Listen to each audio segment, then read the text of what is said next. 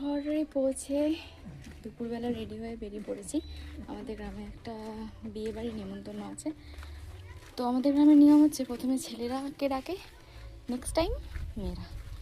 তো চলো বিয়ে বাড়ি খেতে যাচ্ছি, মারা সবাই আছে বাইরে, আমাদেরকে দেখাই।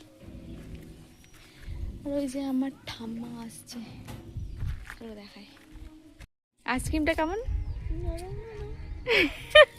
একদম গলে গেছে। বাবু তুমি ভোজ খেতে যাবে? কি গো ভোজ খেতে যাবে? চলো হাত ধরো। ওর মায়ের সঙ্গে যাবে।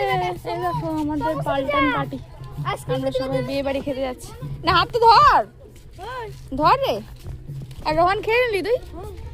ঠিক আছে চল আমরা যাচ্ছি। হ্যাঁ